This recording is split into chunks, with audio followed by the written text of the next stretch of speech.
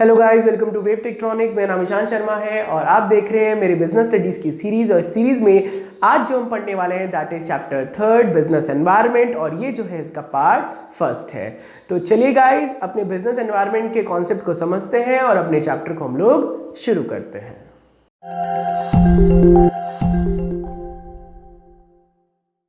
तो चलिए गाइस, अपने चैप्टर को हम लोग शुरू करते हैं और आज के चैप्टर में जो हमें समझना है दैट इज बिजनेस एनवायरनमेंट। ये जो चैप्टर है ये इसी के ऊपर डेडिकेटेड है और इसमें हमें बिजनेस एनवायरनमेंट को समझना है कि बिजनेस एनवायरनमेंट क्या होता है। तो देखिए, एक बिजनेस है और एक बिजनेस के चारों तरफ कुछ ऐसे फैक्टर्स हैं और कुछ ऐसे कारण हैं, या आप ये भी कह सकते हो कुछ ऐसी इनविजिबल शक्तियां हैं जो एक बिजनेस को पूरी तरह से अफेक्ट कर सकते हैं और बिजनेस का इन पे कोई कंट्रोल नहीं होता।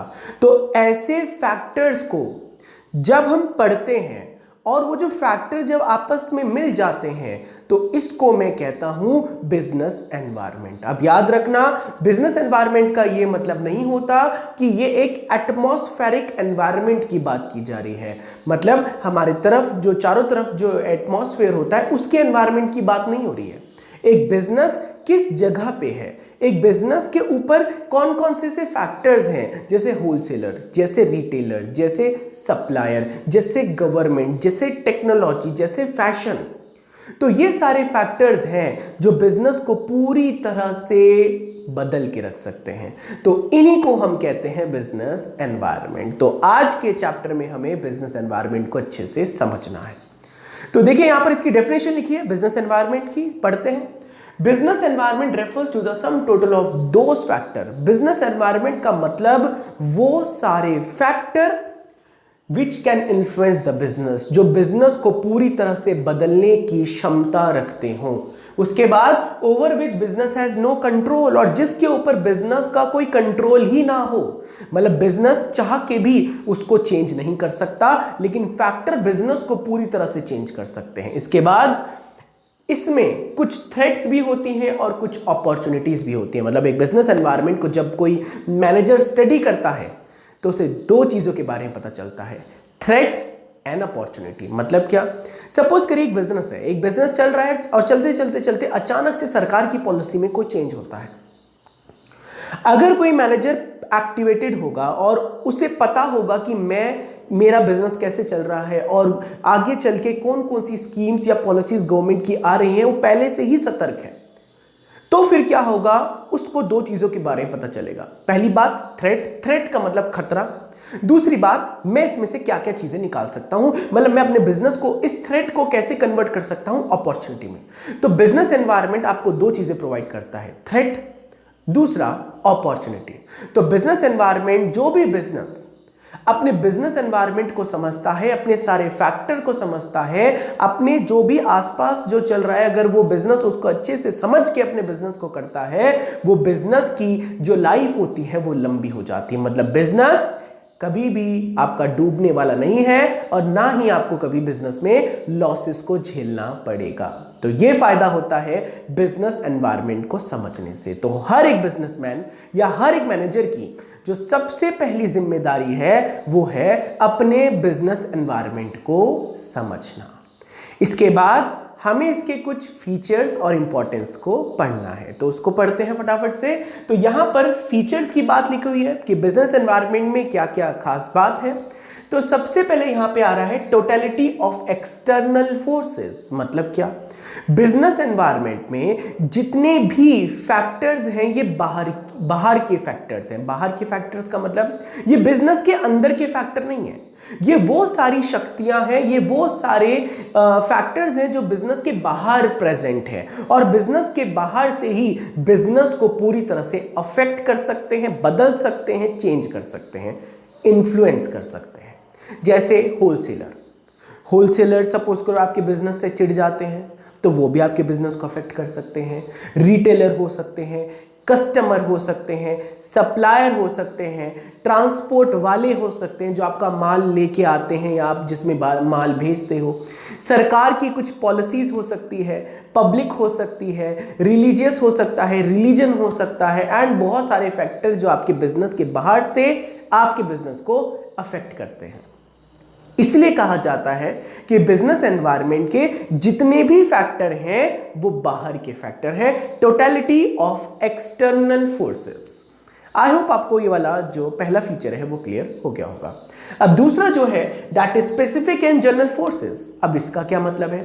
तो बिजनेस एनवायरनमेंट में दो तरह से चीजों को अफेक्ट किया जा सकता है। जैसे स्पेसिफिक फोर्सेस, कुछ ऐसे फैक्टर्स हैं जो स्पेसिफिक इंडस्ट्री को टारगेट करते हैं। जैसे सिर्फ कुछ ऐसी चेंजेस आए, पॉलिटिकल हो गया, कल्चरल हो गया, रिलीजियस, कोई भी ऐसे चेंजेस हैं जो सिर्फ होलसेलर को दुखी कर रहे हैं या रिटेलर्स को दुखी कर रहे हैं, या सरकार ने कुछ ऐसी पॉलिसी बना दी जो सिर्फ कस्टमर को ही दुखी कर रहे हैं, तो ये होता है स्पेसिफिक फोर्सेस। स्पेसिफिक फोर्सेस मतलब वो फैक्टर जो स्पेसिफिक किसी इंडस्ट्री को दुखी करे या उसको टारगेट करे, इसे स्पेसिफिक फोर्सेस कहते हैं। और दूसरा आता है जनरल फोर्सेस।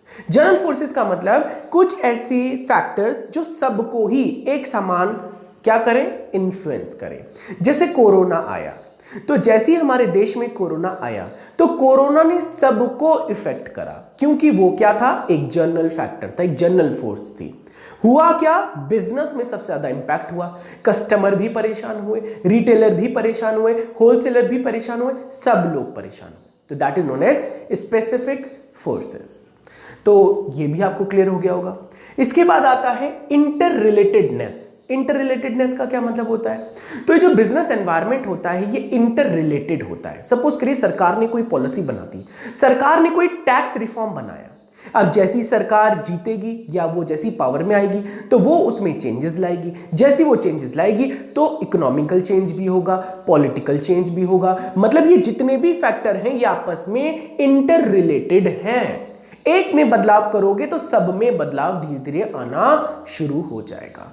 तो इसे बोलते हैं इंटर रिलेटेडनेस। इसके बाद डायनेमिक नेचर।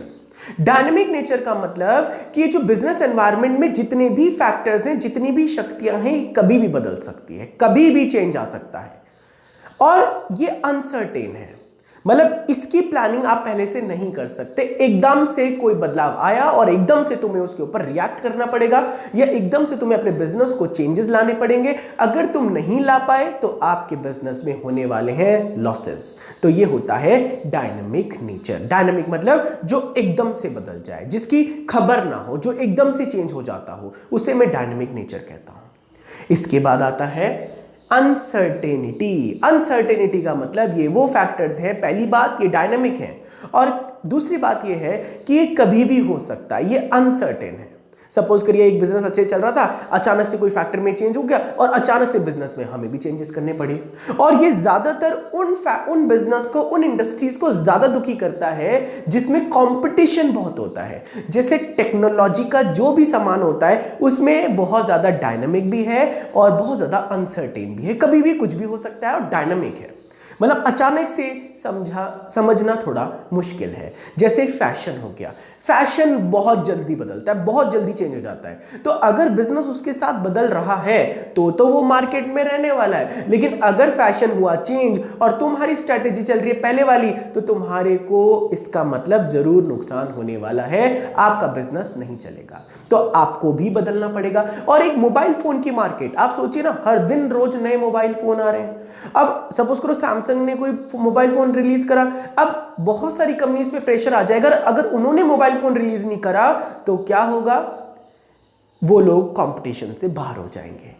तो इसका मतलब क्या हुआ, बहुत ज्यादा क्या हो गया, अनसर्टेन हो गया। उसके बाद कॉम्प्लेक्सिटी। कॉम्प्लेक्सिटी का मतलब कि जो बिजनेस एनवायरनमेंट होता है जब ये बदलता है तो फिर ये बिजनेस को अफेक्ट करता है। अब जैसे ये बिजनेस को अफेक्ट करेगा तो अब ये नहीं पता चल पाएगा कि एक बिजनेस को ये कितना इफेक्ट करता है और दूसरे बिजनेस को ये कितना इफेक्ट करता है। जैसे कि सपोज करिए जब हमें पता चला कि इंडिया में कोरोना आया तो कुछ तो ऐसे बिजनेस हैं जो पूरी तरह से ही बर्बाद हो गए और कुछ ऐसे बिजनेस हैं जो कोरोना में उसी की वजह से ऊपर उठ गए। जैसे कि सैनिटाइजर का काम, जैसे कि मास्क का काम। क्योंकि पहले तो उनकी जरूरत ही नहीं थी। तो इसका मतलब क्या हुआ, ये कॉम्प्लेक्स है। कॉम्प्लेक्स का मतलब बिजनेस एनवायरनमेंट जो होता है ये बहुत ज्यादा कॉम्प्लेक्स इन नेचर होता है और किस बिजनेस को एक किस तरह से इफेक्ट करेगा इसका पता नहीं लगाया जा सकता। दूसरी बात, रिलेटिविटी। रिलेटिविटी का मतलब कि जो बिजनेस एनवायरनमेंट होता है वो हर एक देश का अलग होता है। जैसे जो चाइना का बिजनेस एनवायरनमेंट होगा वो अलग होगा और जो इंडिया का बिजनेस एनवायरनमेंट होगा वो अलग होगा, अमेरिका का जो बिजनेस एनवायरनमेंट होगा वो अलग होगा। मतलब हर एक देश के जो भी फैक्टर्स होते हैं, जो भी पॉलिटिकल इश्यूज होते हैं, इकोनॉमिकल इश्यूज होते हैं, उसी पे ही आपका बिजनेस एनवायरनमेंट बनता है। तो इसीलिए ये होता है रिलेटिविटी, मतलब हर एक देश का बिजनेस एनवायरनमेंट अलग होगा। आई होप आपको ये फीचर्स अच्छे से क्लियर हो गए होंगे। इसके बाद अब हमें समझनी है बिजनेस एनवायरनमेंट को हमें क्यों समझना चाहिए, इसका क्या फायदा है, इसका क्या इंपॉर्टेंस है। तो देखिए यहां पर है इसकी importance, first mover advantage. First mover advantage का मतलब, आप सपोज करिए एक मैनेजर है, एक मैनेजर बहुत ज्यादा स्टडी करता है फ्यूचर की, बिजनेस एनवायरनमेंट की बहुत स्टडी करता है। तो बिजनेस एनवायरनमेंट में अगर उसने बहुत अच्छे से अपनी कमांड करा हुआ है तो फिर अगर उस कोई भी बदलाव आएगा, कोई भी चेंजेस होंगे, तो बिजनेस एनवायरनमेंट जब कोई भी मैनेजर अच्छे से करेगा तो उसके पास थ्रेट्स भी आएंगे और अपॉर्चुनिटी भी आएगी। अगर अपॉर्चुनिटी आती है तो आप फर्स्ट मूवर का एडवांटेज ले सकते हो, मतलब आप अपने देश में या आप अपने एरिया में या आप अपनी इंडस्ट्री में पहले सप्लायर या पहले होलसेलर या पहले प्रोड्यूसर बन सकते हो, मतलब सबसे आप आगे निकल के काम कर सकते हो। यह फायदा देता है बिजनेस एनवायरनमेंट। इसके बाद वार्निंग सिग्नल्स। बिजनेस एनवायरनमेंट आपको फायदा भी देता है और कुछ बिजनेस के लिए ये वार्निंग भी देता है। मतलब बिजनेस एनवायरनमेंट तो देखिए बदलता जा रहा है, कभी कभी सरकार ने कुछ कह दिया, कभी टेक्नोलॉजी में चेंज हो गया, कभी फैशन में चेंज हो गया, कभी किसी चीज में चेंज हो गया, कभी रिलीजियल चेंजेस हो गए, कभी पॉलिटिकल चेंजेस हो गए, कभी पब्लिक में कोई चेंजेस हो गए। तो ये तो देखो बदलता रहेगा। तो बिजनेस के लिए थ्रेट्स भी हैं, अपॉर्चुनिटीज भी हैं। थ्रेट्स का मतलब होता है नुकसान। नुकसान से पहले बिजनेस एनवायरनमेंट आपको देता है वार्निंग। तो अगर एक मैनेजर ने इन वार्निंग्स को ढंग से समझा तो वो अपने बिजनेस को लॉसेस होने से बचा सकता है और अपने बिजनेस को लॉसेस से दूर रख सकता है और अपने बिजनेस को प्रोटेक्टेड रख सकता है। इससे क्या होगा, उसका बिजनेस लंबे समय तक वो चला सकता है। तो ये फायदा है। पहला क्या, फर्स्ट मूवर एडवांटेज देता है, आपको आगे बढ़ने में फायदा देगा। दूसरा, आपको वार्निंग सिग्नल्स भी देगा। इसके बाद टैपिंग यूजफुल रिसोर्सेज। अगर आपने बिजनेस एनवायरनमेंट को बहुत अच्छे से स्टडी किया हुआ है तो एक मैनेजर पे मैन, मशीन, मटेरियल, मनी, 4 चीजें होती हैं। इसका कब इस्तेमाल करना है और किस रिसोर्स को किस तरह इस्तेमाल करूं जिससे कि सबसे कम में अच्छे से काम हो जाए, मतलब ऑप्टिमम यूटिलाइजेशन ऑफ रिसोर्सेज हो जाए। ये तभी हो पाएगा जब एक मैनेजर बिजनेस एनवायरनमेंट की स्टडी करेगा, मतलब आपके रिसोर्सेज का सही तरीके से इस्तेमाल, नुकसान ना हो। ये कौन बताएगा, बिजनेस एनवायरनमेंट बताएगा। इसके बाद आता है कोपिंग विद रैपिड चेंजेस। जो बिजनेस बार बार बदलते हैं, जो रैपिड चेंजेस आ रहे हैं, वो अपने आप को, आप अपने बिजनेस को उसमें बचा के रख सकते हो। कैसे, आपको बिजनेस एनवायरनमेंट को बहुत अच्छे से स्टडी करना पड़ेगा। जैसे फैशन, अब देखिए कुछ ऐसी इंडस्ट्रीज जो फैशन पे काम करती हैं, कुछ ऐसी इंडस्ट्रीज जो मोबाइल फोन में काम करती हैं। 2 चीजें बहुत जल्दी बदलती है, टेक्नोलॉजी एंड फैशन। अब आप सोचिए कुछ ऐसी इंडस्ट्रीज हैं जो बहुत जल्दी जल्दी अपना क्या कर रही हैं, टेक्नोलॉजी चेंज कर रही हैं या बहुत जल्दी जल्दी अपने फैशन को चेंज कर रही हैं। तो वो तभी पॉसिबल हो पा रहा है जब कोई इंसान उस बिजनेस एनवायरनमेंट को पढ़ रहा होगा। नहीं तो क्या होगा, टेक्नोलॉजी ऑब्सोलीट हो जाएगी या फैशन आउटडेटेड हो जाएगा तो आपका बिजनेस तो ऑटोमेटिकली बाहर हो जाएगा। तो कोई तो स्टडी कर रहा होगा फ्यूचर की, तो वो तभी हो पाएगा जब एक मैनेजर बिजनेस एनवायरनमेंट को अच्छे से समझे। इसके बाद assisting in planning and policy.